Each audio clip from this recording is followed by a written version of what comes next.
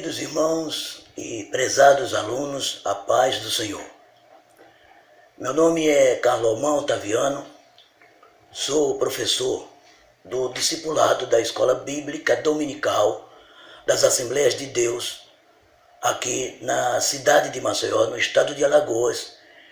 E no meu caso, eu ministro na igreja sede que fica no bairro do Farol, aqui na cidade de Maceió, que é a capital do estado. Sejam muito bem-vindos a esta aula. E esta aula, ela é a aula do terceiro ciclo do currículo da Casa Publicadora das Assembleias de Deus, cujo tema é Vivendo as Verdades Bíblicas. O terceiro ciclo é normalmente ministrado a cada terceiro trimestre do ano. E como este domingo, hoje, nós estamos iniciando o trimestre, é o primeiro domingo de julho, nós estamos então dando início ao nosso ciclo com a primeira aula de hoje dentro desse tema.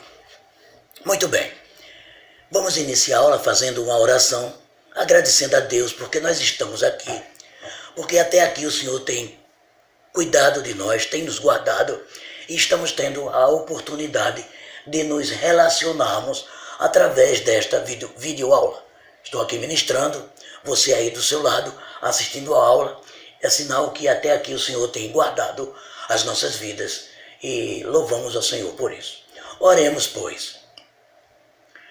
Amado Deus, eterno Pai, bondoso e misericordioso Senhor, receba, Deus, nesta manhã a nossa gratidão, neste dia, pela permissão que o Senhor nos concede de estarmos aqui, vivos, em paz, guardados na Tua santa e maravilhosa proteção, guardados pelas Tuas mãos potentes. Louvamos ao Senhor por isso. Agradecemos por esta aula, agradecemos pelo discipulado da nossa igreja, agradecemos por cada aluno do discipulado em todos os estados, em todas as cidades do nosso país, do Brasil, quando todos nós estudamos esta lição, esta primeira lição, estamos iniciando o terceiro trimestre, o terceiro ciclo, e louvamos ao Senhor pela grande misericórdia que o Senhor nos concede em poder estudar esta lição. Abençoa-nos, Senhor, a todos nós nesta manhã, neste dia, quando ministrando a aula precisamos da inspiração do Teu Espírito Santo, tanto nós aqui que estamos ministrando a aula, como os meus queridos irmãos, os nossos alunos que estão do outro lado assistindo. Continua conosco, Senhor, louvamos ao Senhor por tudo e já te agradecendo, em nome da pessoa gloriosa, maravilhosa, do Teu Filho amado, Jesus Cristo, nosso Senhor e nosso Salvador. Amém. Muito bem, queridos, sois todos muito bem-vindos e vamos à nossa aula de hoje. Como já falamos, Vivendo as Verdades Bíblicas é o que nós vamos estudar nesse trimestre. No trimestre passado, nós estudamos a lição do ciclo 2. A lição do ciclo 2, que é Conhecendo as Doutrinas Cristãs. Nós colocamos esse banner, ele está datado de 2018, porque assim, a cada ano nós repetimos a mesma aula. E naturalmente esses slides foram preparados em 2018. Mas o que nós estudamos no ciclo passado, que foi o terceiro ciclo, o segundo trimestre do ano, foi Conhecendo as Doutrinas Bíblicas, conhecendo as doutrinas cristãs. E o que nós vimos no trimestre passado, nos meses de abril, maio e junho, nós vimos dentro do tema Conhecendo as Doutrinas Cristãs, nós aprendemos o que é crer. Crer é confiar. Crer não é acreditar, é confiar. Mas confiar cegamente? Não. Confiar quando conhecemos. Uma vez que nós confiamos naquilo que nós conhecemos, nós devemos confessar. Isso é crer, confiar, conhecer e confessar. Bom, mas como são doutrinas bíblicas, doutrinas cristãs, aonde está aquilo que nós precisamos confiar, crer? Está na Bíblia. Então eu preciso conhecer a Bíblia, nós precisamos conhecer a Bíblia, você precisa conhecer a Bíblia para poder você confiar na Bíblia. Confiar na Bíblia. Então, quando você conhece a Bíblia, você deve também crer que a Bíblia é a palavra de Deus. Para uma boa interpretação, para um bom entendimento da Bíblia Sagrada, nós precisamos crer que a Bíblia é a palavra de Deus.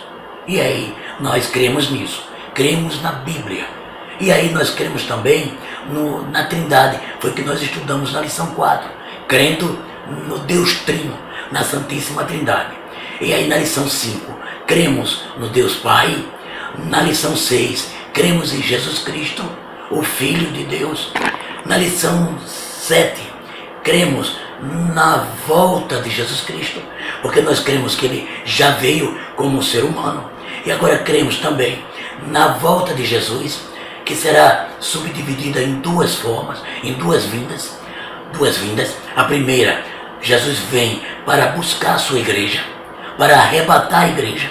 E na segunda etapa dessa volta, Jesus Cristo vem para estabelecer o seu governo aqui no planeta, aqui na Terra, o governo milenial. Então, nós cremos na volta de Jesus. Ele já veio. Nós cremos na volta, que é a segunda vinda, em duas etapas, certo? Bom, na lição número 8, nós declaramos que nós cremos no Espírito Santo, na pessoa do Espírito Santo. Veja que nós cremos na Trindade, na pessoa do Pai, do Filho e do Espírito Santo. Um só Deus na essência, mas três pessoas na forma de se apresentar para nós, seres humanos. Cremos na pessoa do Espírito Santo. Na lição 9, nós declaramos o nosso credo no batismo com o Espírito Santo. E nós, cristãos protestantes pentecostais, cremos que o batismo com o Espírito Santo é evidenciado através de línguas estranhas, através do falar em línguas. É o que nós aprendemos na lição número 9. Na lição 10, nós aprendemos, o nosso credo foi, a nossa declaração de fé foi o credo na igreja, na Santa Igreja de Cristo. Não é a igreja nominal, é a igreja invisível, é a igreja que está em todo o planeta, que eu não vejo, que somente Jesus Cristo é quem vê. E cremos também na comunhão dos santos. A lição número 11, nós declaramos o nosso credo nas ordenanças de Cristo para a sua igreja. Aí nós vimos uma diferença entre ordenanças e sacramento. Os nossos irmãos católicos creem nos sacramentos. E aí nós vimos a diferença entre ordenança e sacramento. Ordenança é uma ordem de Deus, foram duas, batismo nas águas e Santa Ceia. E nós aprendemos que é quando nós tomamos ceia e quando nós batizamos um crente, nós estamos demonstrando, nós estamos confirmando aquilo que nós cremos. Nós comemoramos na Santa Ceia e nós mostramos às pessoas de fora o nosso credo quando nós batizamos uma pessoa ou quando nós somos batizados nas águas. Ordenança. Na lição 12, nós aprendemos a crer na graça e nós vimos que a salvação não é por obras. A salvação é um dom, é um presente, é graça. A graça de Deus que foi manifestada a nós através do seu Filho e somente através dele nós temos salvação. Na lição 12 nós aprendemos isso, crendo na graça, a graça de Deus revelada, que é o próprio Jesus Cristo, o próprio Jesus. A lição 13, que foi a do domingo passado, nós aprendemos a crer na ressurreição do corpo. Uma lição maravilhosa, quando nós vimos que Assim como Jesus Cristo ressuscitou em corpo, nós também seremos ressuscitados no grande dia, no dia do Senhor, no arrebatamento da igreja. Seremos ressuscitados em corpos, não esse corpo, mas esse corpo será transformado num corpo de glória, para viver eternamente com Jesus. Isso foi o que nós estudamos no trimestre, no ciclo passado, o segundo ciclo, quando nós vimos as doutrinas cristãs ou as doutrinas bíblicas. E nesse ciclo, nesses 3 meses que começamos no domingo, nesse domingo, nós vamos aprender as verdades bíblicas. É o ciclo 3. É o ciclo 3. E o que nós vamos ver? Vamos rapidamente, vamos fazer uma viagem panorâmica neste ciclo que começamos hoje, nesse domingo. Nós veremos as verdades bíblicas e dentro dessas verdades bíblicas nós veremos que a Bíblia ela deve ser entendida, vista, recebida como regra de fé e prática. Então, precisamos estudar a palavra de Deus, precisamos entender, mas precisamos vivê-la como regra de fé e prática. Veremos a beleza do perdão, assim como veremos a importância de viver sem acusação e sem condenação, como está escrito, como Paulo, o apóstolo Paulo nos ensinou. Portanto, agora, se estamos em Cristo, somos novas criaturas e não temos que viver mais em condenação. Só que eu adiantei, nova criatura, é a lição de número 4. Lá nós veremos que somos novas criaturas. E como novas criaturas, nós temos possibilidades, nós podemos viver vencendo a tentação. Vencendo a tentação. Na lição 6, nós veremos a possibilidade de viver, aliás, possibilidade de viver uma vida cheia do Espírito Santo. Não é revestida, é cheia. Claro que nós devemos viver, nós devemos buscar o revestimento, que é o batismo com o Espírito Santo, mas também devemos nos esforçar para, uma vez tendo o Espírito Santo dentro, nós vivemos uma vida frutífera no Espírito Santo. Vida frutífera é o que nós vamos ver.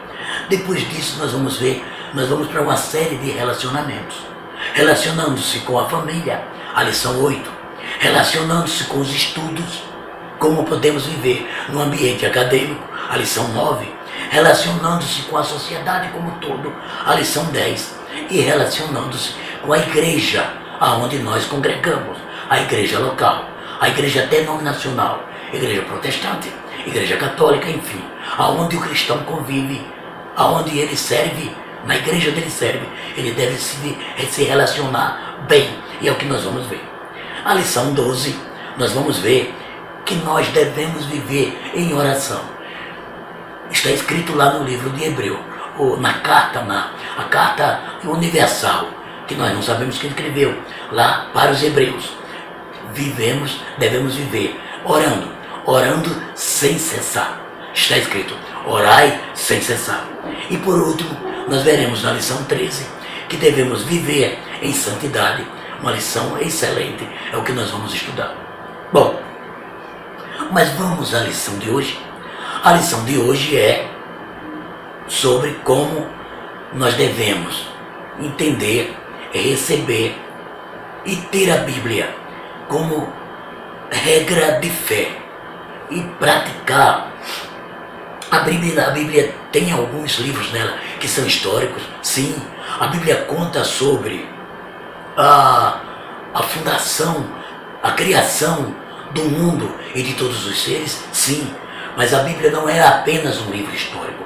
A Bíblia é a palavra de Deus para a nossa regra de fé e que nós devemos praticá-la. Muito bem. Quais são os objetivos da lição de hoje? Na lição de hoje nós vamos aprender que a Bíblia é a palavra de Deus. É um livro inspirado por Deus. É um livro atualizado e que ela foi escrita, mesmo tendo sido escrita há mais de 2000 anos. Há mais de 2000 anos, ela é uma Bíblia, ela é um livro atual.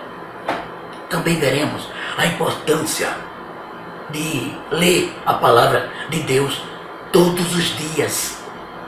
É importante isso, para se crescer espiritualmente, se crescer em sabedoria e em graça. Precisamos ler todos os dias a palavra.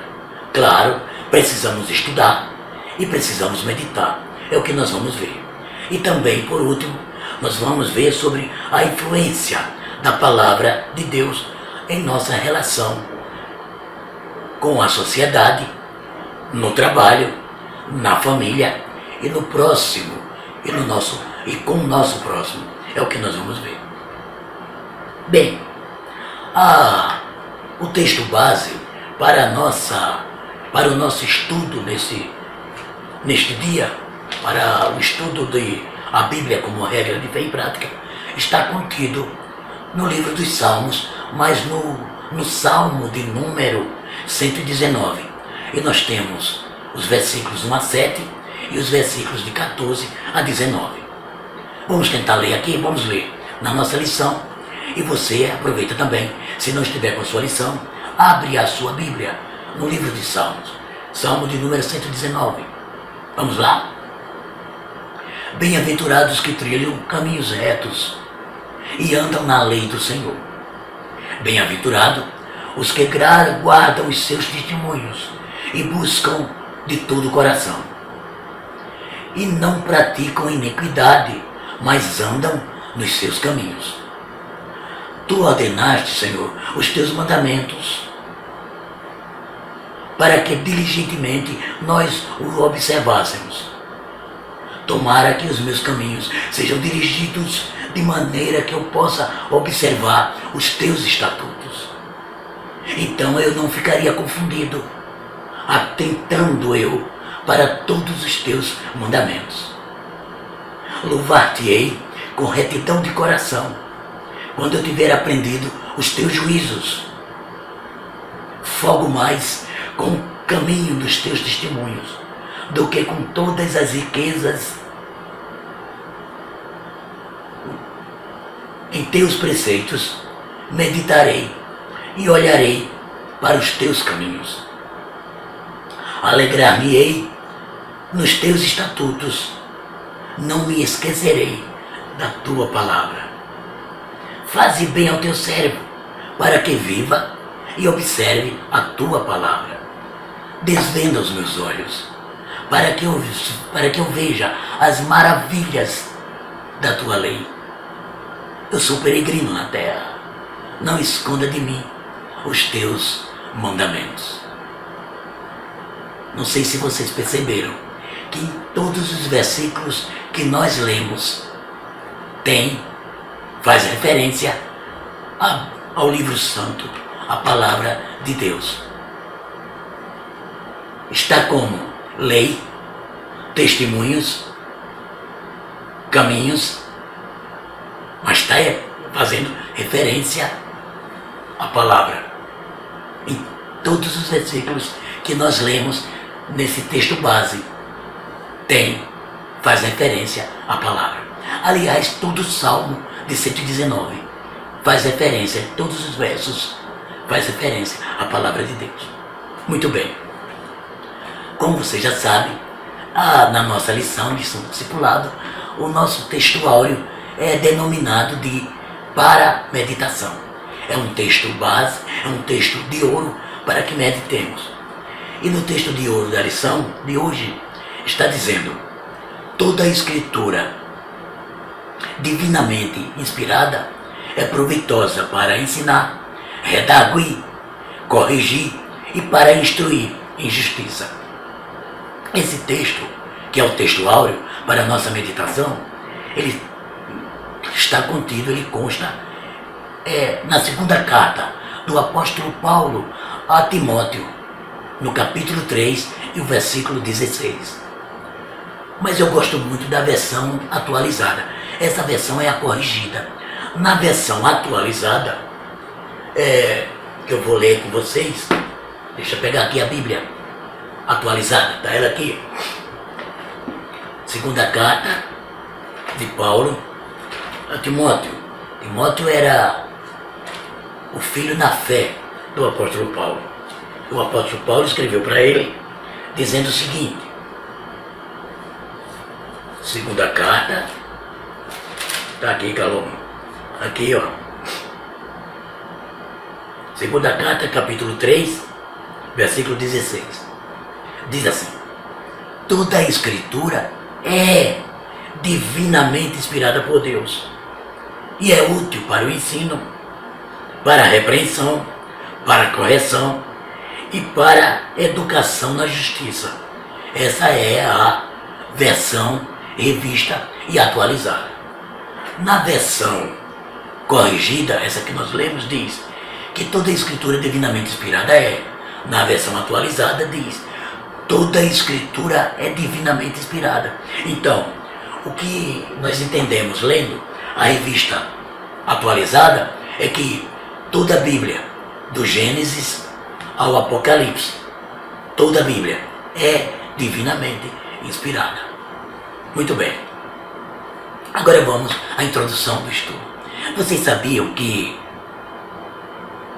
a palavra, ou melhor, o significado da palavra Bíblia é livros, coleção de pequenos livros?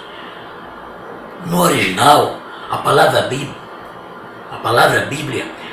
porque é uma palavra grega, é no grego, ela significa, ela é expressa Bibo, B-I-B-L-O, Bibo, mas ela significa pequeno livro, ou melhor, coleção de pequenos livros, coleção de pequenos livros, ou livros. E aí, eu não sei se vai dar para vocês verem, nós vimos uma imagem interessante de uma estante que tem 4 prateleiras. Nas 2 primeiras prateleiras estão os livros separados, se pudéssemos separar, da Bíblia. E é para efeito acadêmico, é para nós entendermos. Então, na prateleira de cima, nós temos o Pentateuco, os 5 primeiros livros da Bíblia. Depois nós temos os livros históricos, que vai de Josué até o livro de Esther. Depois nós temos as poesias, que são 5 livros, os 5 livros poéticos, de Jó a Cantares. Jó, Salmos, Provérbios, Eclesiastes, Cantares. São poéticos. Na segunda prateleira, nós temos os livros proféticos, que são subdivididos em profetas maiores, profetas menores. Queridos, não é porque são mais importantes ou menos importantes. Todos os livros proféticos são importantes e são palavras de Deus. A questão da gente chamar maior ou menor é porque os 5 maiores, eles têm mais escritos. E os 12, que nós chamamos de menores, têm menos escritos. Por isso que dividimos, ou está subdivididos assim. No Novo Testamento, o Novo Testamento está na 3ª e na 4ª prateleira. E nós temos os 4 evangelhos, Mateus, Marcos, Lucas e João. Temos o livro histórico, que só é um, que é o livro de Atos dos Apóstolos. Depois nós temos 13 cartas escritas pelo apóstolo São Paulo, que nós chamamos de cartas paulinas, que são Romanos, 1ª carta e 2ª carta aos Coríntios. Aí nós temos Gálatas, Efésios, Filipenses, Colossenses. Aí tem primeira, não é primeiro, pessoal, é carta ou epístola, é primeira carta aos Tessalonicenses, 2ª carta aos Tessalonicenses, 1ª e 2ª carta ao Timóteo. Temos uma carta para Tito e temos uma carta para Filemão. 13 cartas paulinas. Depois nós temos 8 cartas universais, que são a carta ou epístola aos Hebreus, que não sabemos quem escreveu, ninguém ainda conseguiu provar, tem-se uma ideia, Parece que foi A, que foi B, mas ninguém afirma categoricamente. Ninguém conseguiu ainda. Aí nós temos a carta de Tiago. Esse Tiago é o irmão de Jesus Cristo, o meio-irmão, filho de Maria e de José. Nós temos a primeira carta e a segunda carta do apóstolo Pedro. Temos a primeira, segunda e terceira carta do apóstolo João. E temos a carta de Judas. Esse Judas é irmão de Tiago e é irmão de Jesus. Então nós temos oito cartas, que nós chamamos de universais. E depois nós temos o livro escatológico, que é a revelação de Jesus, dada a João, ao apóstolo João, lá na ilha de Patmos, que é uma revelação das coisas que vão acontecer, que estão para acontecer. Aí você deve estar dizendo, calma, professor, o senhor uma hora disse carta, outra hora o senhor falou epístola. Aí eu quero dar uma explicação. Carta, quando nós entendemos que ela foi escrita para a igreja de Roma. Carta do apóstolo Paulo para a igreja de Roma.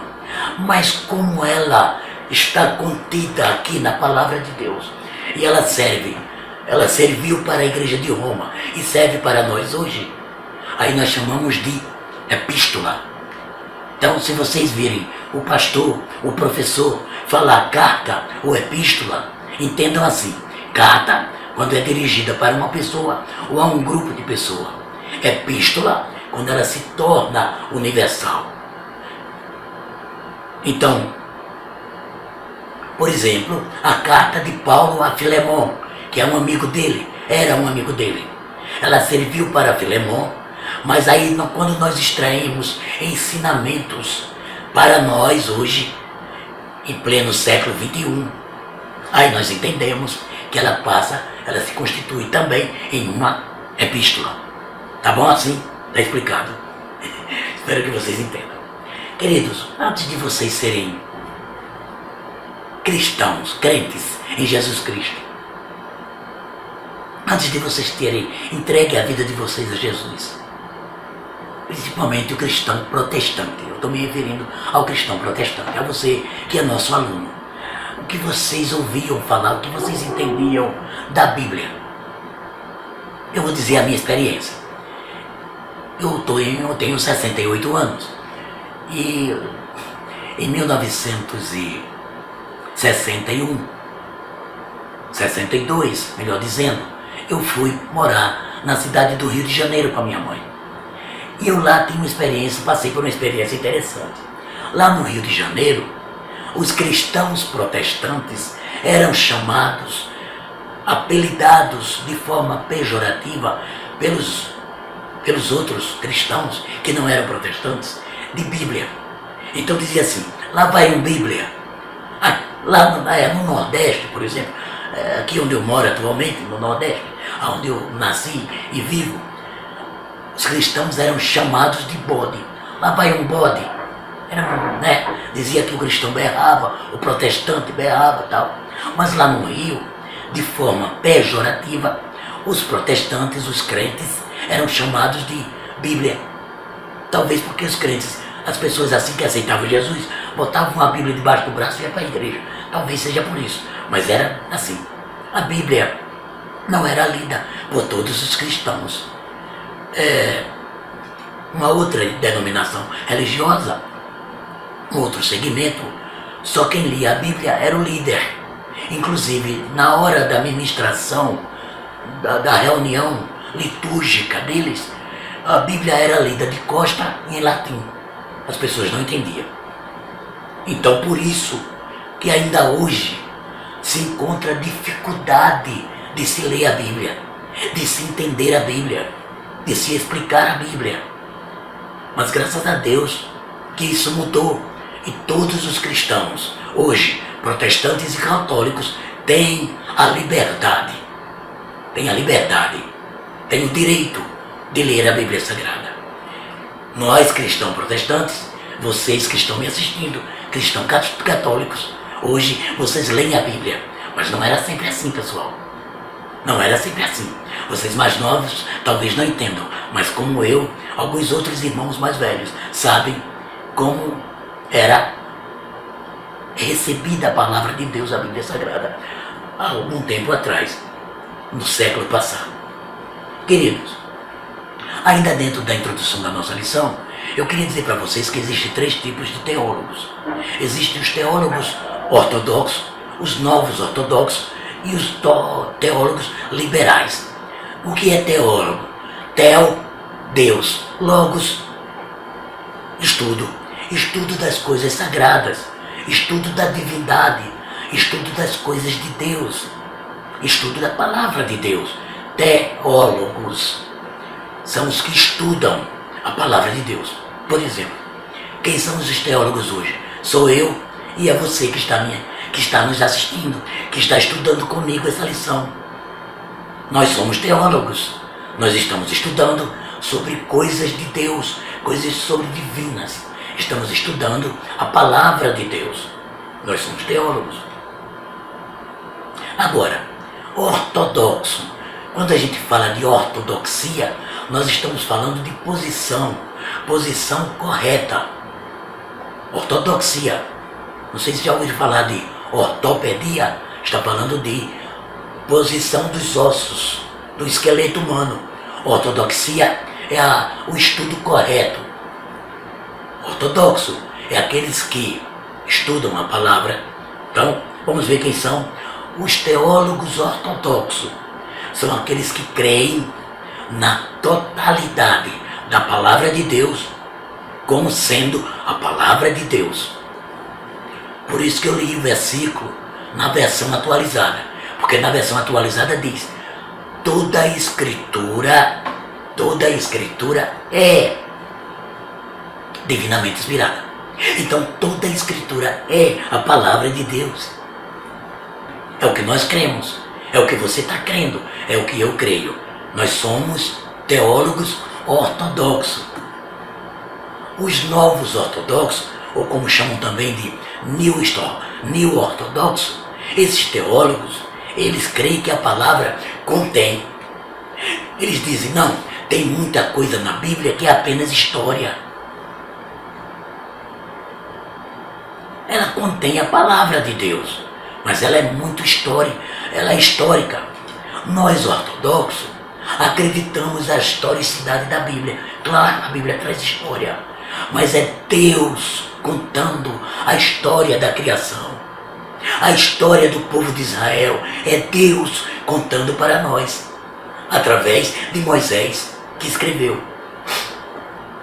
É a palavra de Deus, ela não apenas contém, mas os novos ortodoxos acreditam que ela contém.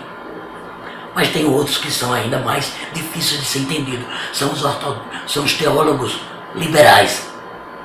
Eles nem creem que a palavra que a Bíblia é a palavra, e nem creem que a Bíblia contém a palavra. Eles creem que a Bíblia se transforma. No momento de necessidade, a Bíblia se transforma. Então, eles não aceitam tudo que a Bíblia ensina. Apenas para o nosso entendimento isso. Mas eu acredito que você, porque eu acredito que a Bíblia é em toda a sua, ou na sua totalidade. A Bíblia é, o livro santo é a palavra de Deus. Ok? Apenas para nosso estudo acadêmico, que vale a pena a gente saber.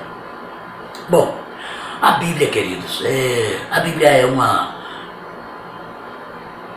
livro, é a palavra de Deus, é um livro histórico, é claro que sim, e é um livro atual. Então veja, a Bíblia, ela é a palavra de Deus, mas ela é um livro atual. Alguns incrédulos, inimigos do Evangelho, não estou falando daqueles 3 teólogos que nós vimos no banner anterior, estou falando dos ímpios, daqueles que não acreditam de forma nenhuma na palavra. Eles dizem que a Bíblia é um livro ultrapassado. A parte da Bíblia foi escrita há 3.400 anos atrás. A Bíblia foi compilada há 1.500 anos atrás. Mas nós cremos que a Bíblia ela é a palavra de Deus, e a palavra de Deus permanece para sempre. Tudo passa, o mundo passa, mas a palavra de Deus permanece para sempre. A Bíblia Sagrada. O que é a Bíblia Sagrada? Ela é a palavra de Deus revelada para nós os humanos. Para que isso? Para que nós consigamos entender qual é a vontade de Deus. Para saber qual é a vontade de Deus para a minha vida, para você entender, conhecer e entender qual é a vontade de Deus para a sua vida, você precisa ler. Por isso que a gente bate muito nessa tecla. Precisamos ler, precisamos ler. A Bíblia é a revelação de Deus sobre a sua vontade. Mas essa revelação é de forma escrita. Por isso que nós precisamos ler. Tem pessoas, tem crentes, tem seres que gostam muito de profecia, de ir em busca de pessoas que dizem que tem o dom da profecia, até que tem. E não costumam ler a Bíblia, questionam os leitores da Bíblia. Mas o importante é que a Bíblia deve ser lida. Errai por não examinar as Escrituras, disse o Senhor Jesus Cristo. Tem que ler a Bíblia, porque a Bíblia é a palavra, é a revelação escrita. E para eu conhecer, eu tenho que ler, eu tenho que consultar, eu tenho que estudar e, naturalmente, eu tenho que viver. Bom, ninguém pode se dizer profeta com alguma outra nova revelação que se sobreponha à palavra de Deus. Se você, que é pentecostal, que crê assim como eu no dom da profecia, ouvir alguém que tenha o dom de profecia, ou mesmo um pregador que diga uma palavra que se diz profeta, e que essa palavra seja contrária ao que está escrito na Bíblia, repudie, não aceite, porque ninguém pode se dizer profeta de uma nova revelação. Como às vezes a gente escuta falar que tem pessoas que têm uma visão e que escrevem um livro e que quer complementar a Bíblia. A Bíblia está completa. Creia na completude da Bíblia Sagrada. Porque o que passar disso é de procedência maligna. A Bíblia é atual. Veja bem, a Bíblia não foi escrita por uma pessoa só. Esse livro aqui, por exemplo, é um livro de meditação, meditações cristãs diárias. Foi escrito por uma pessoa. Eu estou mostrando porque é um livro antigo, possivelmente você não vai encontrar mais em livraria, mas foi escrito por uma pessoa. Agora vejam a Bíblia. A Bíblia foi escrita por pelo menos 40 pessoas. Pelo menos porque Hebreus a gente não sabe quem escreveu. Por isso que a gente não está afirmando. Pelo menos 40. São 40 autores diferentes. E o que é mais interessante e difícil dos incrédulos entenderem, em épocas diferentes. A Bíblia não foi assim. Começou-se a escrever e vamos dizer, passou-se 2 anos, 5 anos, 10 anos escrevendo. Não. A Bíblia foi escrita em períodos, em épocas, em situações, em lugares diferentes, com culturas diferentes. Mas a Bíblia, ela é de tal forma coerente em todos os seus escritos. Por que ela é coerente? Porque Moisés escreveu a Bíblia, escreveu o Pentateuco há 3.400 anos atrás. Mas quem inspirou Moisés? Inspirou João, o apóstolo, que escreveu há 2.000 anos atrás, ou há 1930 anos atrás. Não é maravilhoso, pessoal? É divino mesmo. Tem que ser divino. Foi Deus quem inspirou. O livro de Gênesis diz bem assim: quando o homem pecou, disse assim, Deus disse, disse para a serpente, como você fez a minha criação, a minha criatura pecar, a partir de agora eu estou amaldiçoando você. E vai haver uma inimizade entre você e a mulher, entre a sua semente e a semente da mulher. Porque da semente da mulher, do óvulo da mulher, nascerá um que pisará, esmagará a sua cabeça. Deus estava profetizando acerca de Jesus. João, o apóstolo, lá na ilha de Patmos, 4.000 anos depois, escreveu sobre Jesus. Ele escreveu Jesus, foi ditando e foi...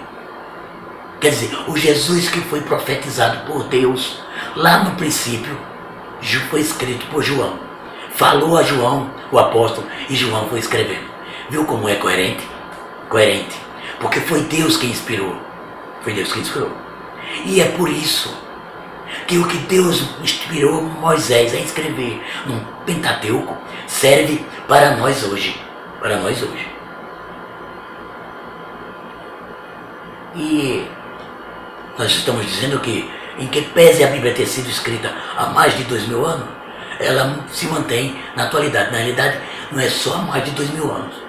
Mais de 2.000 anos é, por exemplo, o livro de Esdras, Isaías, o profeta Isaías, que é 2.700, mas quando você fala no livro de Jó, que dizem os estudiosos da Bíblia que foi o primeiro livro escrito por Moisés, esse livro tem muito mais de 3.400 anos, mas é atual.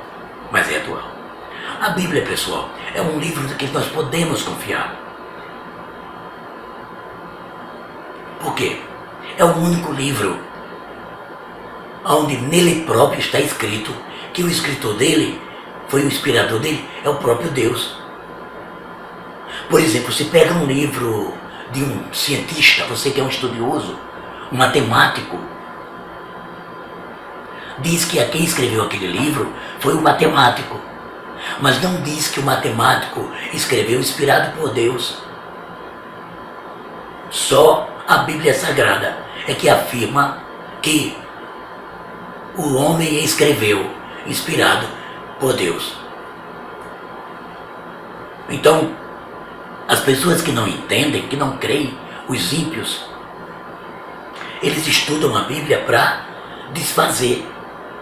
Quer dizer, em função disso, a Bíblia vem sendo atacada por essas pessoas para tentar tirar a sua autenticidade. Mas nós sabemos que a Bíblia é autêntica, ela é verídica, ela é verdadeira e ela é a palavra de Deus. Agora, vamos aqui entender uma coisa de uma forma muito clara. Eu e você que está assistindo a aula, por que que nós confiamos na Bíblia? Por que que nós cremos que a Bíblia é a palavra de Deus? É por nosso próprio entendimento? Já sei que você disse que não.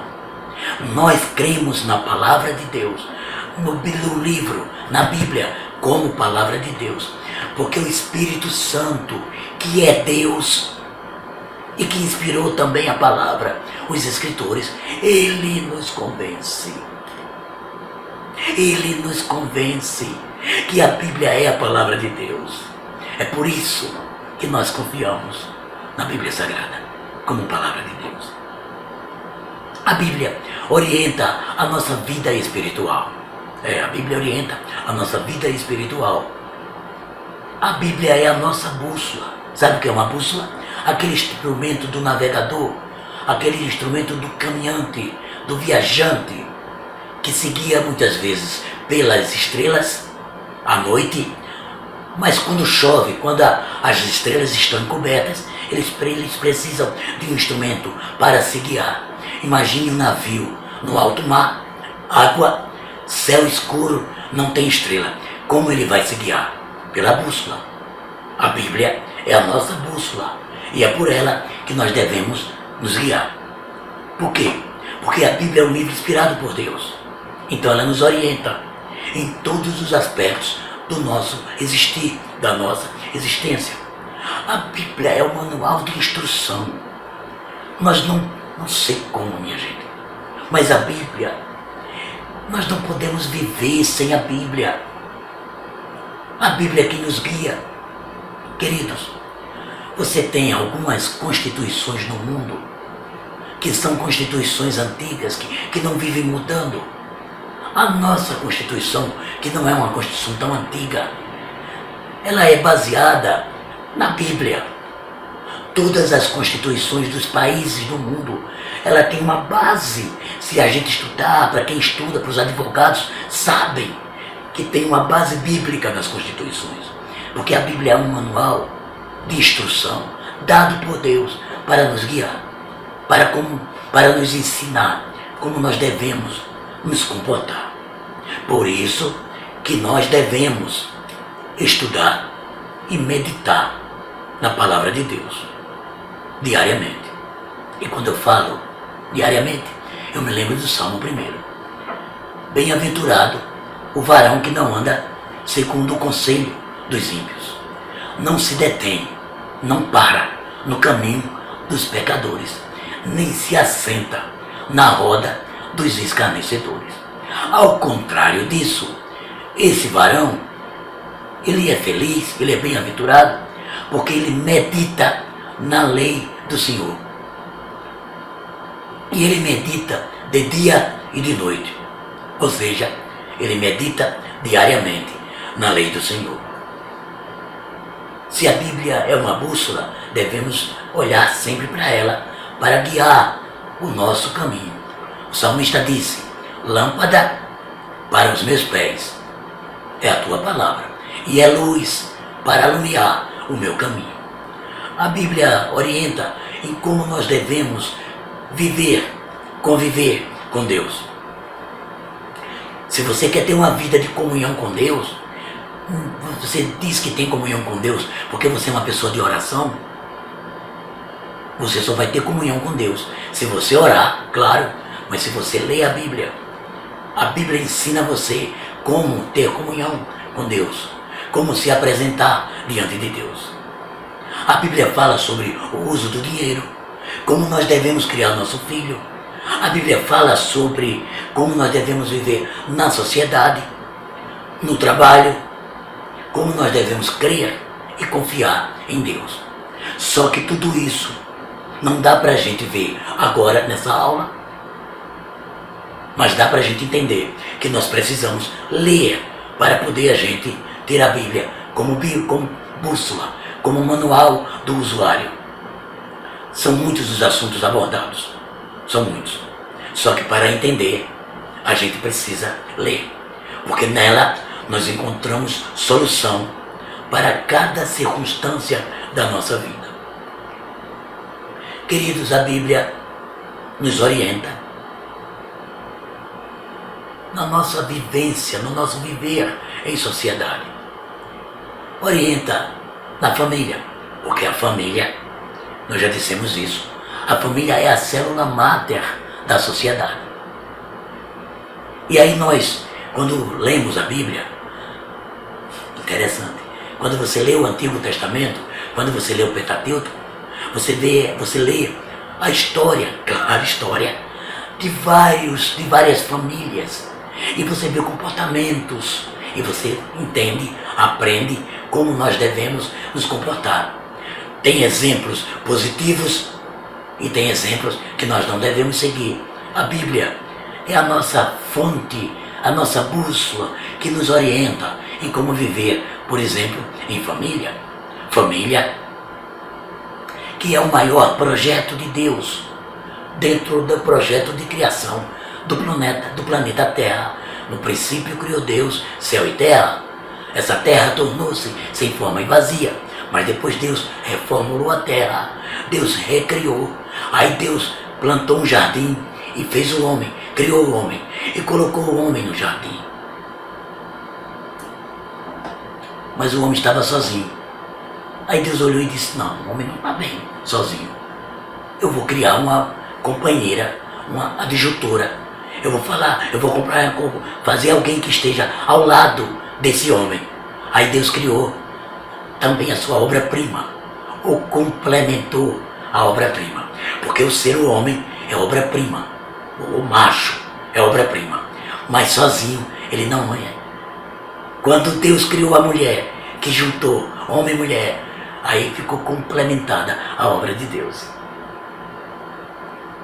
Mas para que isso tivesse uma complementação ainda maior, Deus disse: cresçam e multipliquem-se e encham a terra. Como o homem pode se multiplicar? Sozinho? Macho e macho? Homem e homem? Não, queridos. Deus fez homem e Deus fez mulher. Olhem aí na foto, que coisa linda. Esse é um pastor lá do Rio Grande do Norte, o pastor Marcelo, e a sua esposa e seus filhos. Deus fez o homem, Deus fez a mulher. E Deus disse: multipliquem-se. Deus não fez mulher e mulher. Deus não fez homem e homem. Não. Deus não fez Adão e Edu. Deus não fez Eva e Ivo. Não. Deus fez o homem e fez a mulher. E o homem e a mulher começaram a procriar e encheram a terra. Deus orienta a nossa vida em família. Ele mostra que nós devemos nos respeitar. Respeitar para se ter uma boa convivência. Marido, amem a sua mulher. Mulher, honrem ao seu marido. Filhos, honrem os vossos pais. Pais, não provoquem a ira nos seus filhos. A Bíblia ensina. Se nós meditássemos na palavra de Deus, nós viveríamos muito bem em família. A família, o primeiro ambiente onde as pessoas vivem como sociedade, já na infância, aprendendo sobre Deus, como servi-lo e como amá-lo. O plano de Deus para a família é mostrado na Bíblia Sagrada. Se você lê, se nós lemos, se nós ensinarmos aos nossos filhos, nós colocaremos nele, nos nossos filhos, neles, um padrão para a existência. A Bíblia orienta, pessoal, até a nossa vida no trabalho. É interessante. Primeiro, a Bíblia mostra que trabalho não é castigo, como alguns querem ensinar. Nós só trabalhamos porque o Adão pecou. Adão, antes de pecar, trabalhava. Lembra o que Jesus disse? Administrem a terra. Adão foi criado para administrar o jardim, cuidar dos animais. O que não havia antes do pecado era o cansaço, o enfado.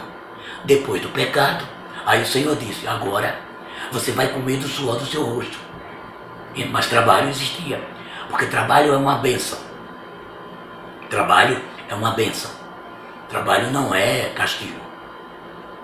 Tanto trabalho é uma bênção que Paulo disse lá em Tessalonicenses: olha, trabalhem, não sejam preguiçosos. Porque se você quiser comer, você deve trabalhar.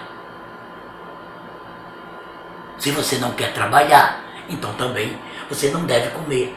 Segunda carta aos Tessalonicenses 3:10. Depois você pode ler. O escritor dos Provérbios, ele disse assim: olha, quem fica olhando para as nuvens nunca prospera, não faz nada. Tanto que também ele disse: ô preguiçoso, vai ver as formigas. Formiga não tem chefe, aparentemente. Deve ter um líder, mas a formiga não trabalha porque o líder impõe. A formiga trabalha porque ela é precavida. No verão, ela come e trabalha. O que ela faz no verão? Ela colhe a comida e ela guarda para no inverno comer.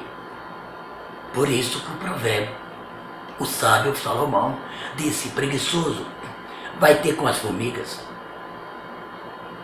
Infelizmente, tem muitos humanos preguiçosos. Tem até alguns cristãos que inventam de querer ser líder espiritual dos outros e dizem que estão vivendo da fé. Homem, vai olhar as formigas, vai trabalhar,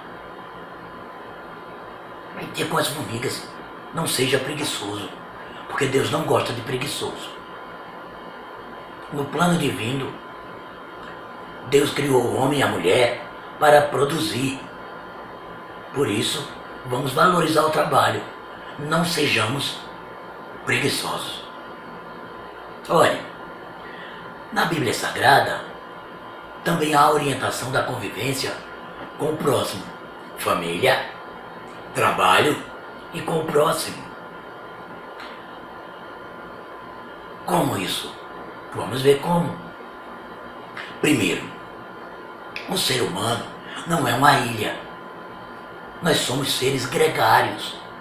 Nós gostamos de viver em sociedade.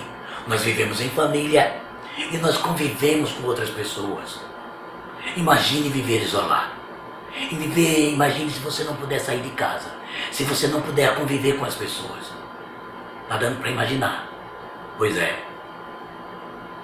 Nós precisamos conviver com as pessoas. É fácil essa convivência? Não, não é fácil. Mas a Bíblia nos ensina como deve ser essa convivência. Porque a gente sabe que a partir de nós humanos, a partir de mim, mas com quem nós convivemos, existem pessoas arrogantes, iracundos, orgulhosos, muita gente mentirosa. Existem os usurpadores, são os ladrões, aqueles que querem levar vantagem, cobiçosos, caluniadores, existem preguiçosos. Como é que a gente consegue conviver com essas pessoas? É possível conviver com essas pessoas?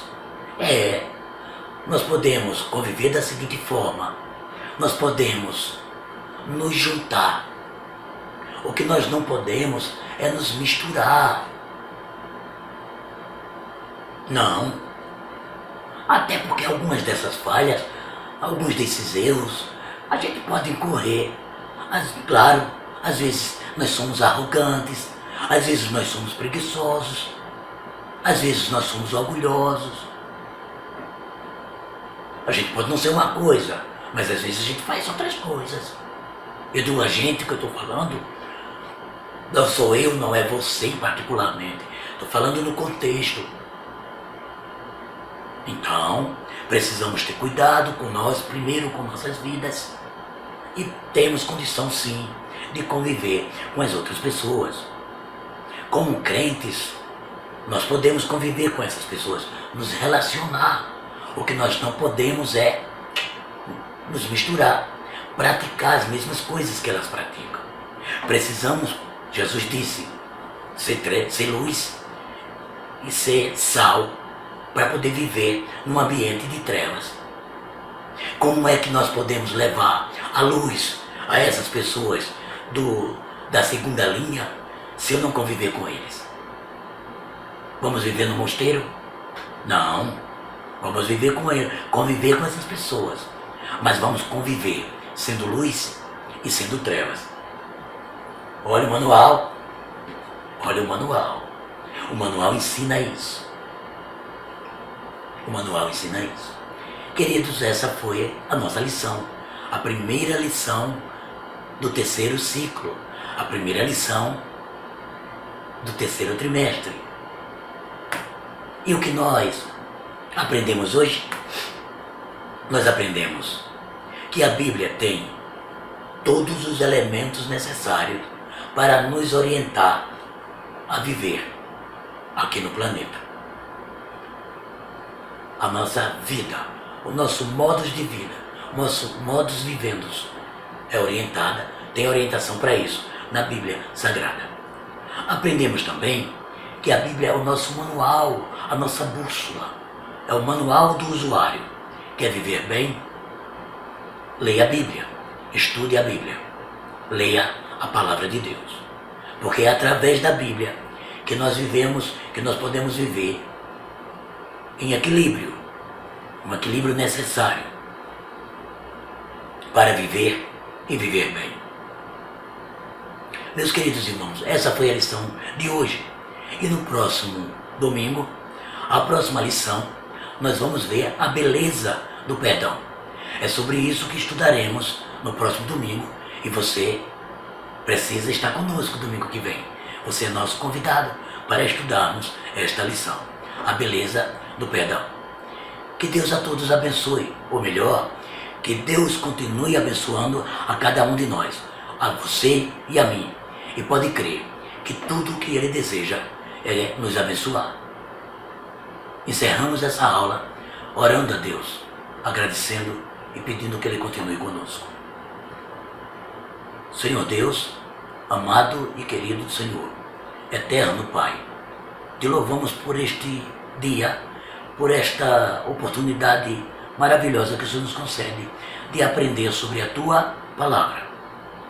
Senhor, que nós possamos ter entendido tudo o que foi estudado, mas acima de tudo, que nós possamos ter guardado em nossos corações o que estudamos e principalmente que possamos guardar dentro de nós a Tua Palavra, que é uma bússola, que é um manual, que é um guia para o nosso viver.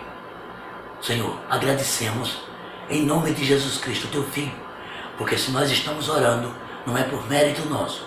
Os méritos são totalmente de Jesus Cristo, Teu Filho, que viveu aqui na terra, que deu a vida, que ressuscitou, para que nós pudéssemos ter direito à vida eterna.